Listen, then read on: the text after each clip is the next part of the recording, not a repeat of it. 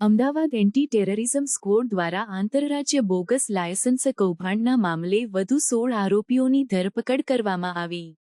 Ahmedabad anti terrorism squad (ATS) દ્વારા આંતરરાજ્ય bogus licence કૌભાંડના મામલે વધુ 16 આરોપીઓની ધરપકડ કરવામાં આવી છે. આમાંથી 12 આરોપીઓ સુરેન્દ્રનગર જિલ્લાના છે, જ્યારે 4 આરોપીઓ અમદાવાદના છે.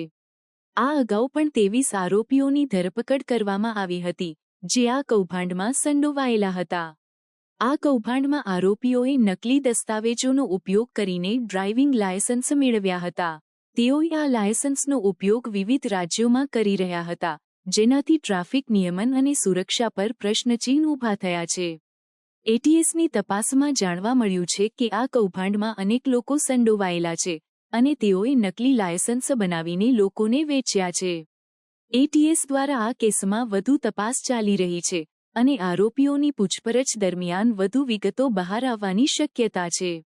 આ કૌભાંડના કારણે ટ્રાફિક સુરક્ષા અને નિયમન પર ગંભીર અસર પડી છે અને અધિકારીઓએ આ મામલે કડક પગલાં લેવાની તૈયારી બતાવી છે.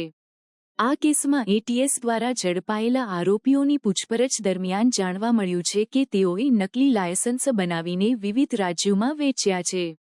આ મામલે વધુ લોકો સંડોવાયેલા હોવાની શક્યતા છે અને એટીએસ દ્વારા તેમની શોધખોળ કરવામાં આવી રહી છે.